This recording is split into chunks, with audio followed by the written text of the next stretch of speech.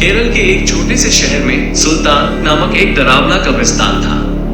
इस कब्रिस्तान के बारे में अनेकों अजीबोगरीब कहानियां प्रचलित थी, जिनमें कहा जाता था कि यहाँ अनेकों अलौकिक शक्तियां निवास करती हैं। एक चांदनी रात बिली, लूसी और रोहित नामक 3 दोस्त, जिन्हें रोमांच का शौक था, इस कब्रिस्तान के पास पहुंचे।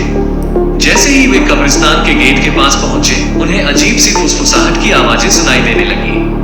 डर के बावजूद जिज्ञासा उन पर हावी हो गई और वे टॉर्च की रोशनी में धीरे धीरे कब्रिस्तान के अंदर घुस गए।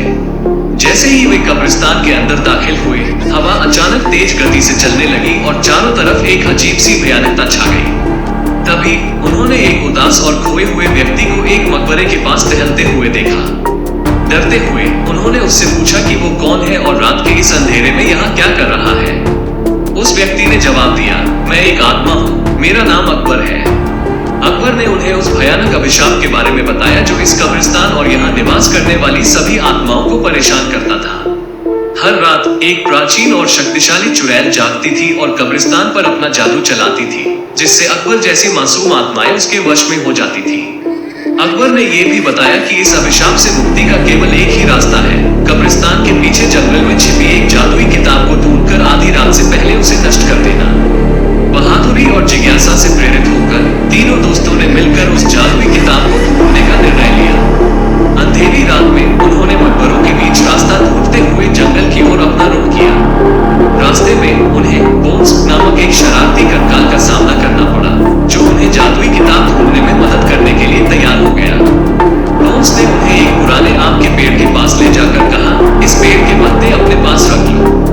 इन पत्तों की शक्ति से चुड़ैल तुम्हारा कुछ नहीं बिगाड़ सकेगी और ये पत्ते तुम्हें जादुई किताब ढूंढने में भी मदद करेंगे। ये कहकर बोन्स कब्रिस्तान की ओर वापस चला गया। आम के पत्तों को संभालते हुए तीनों दोस्त जंगल में आगे बढ़े और काफी ढूंढने के बाद उन्हें एक झील के अंदर कुछ चमकता हुआ दिखाई दिया।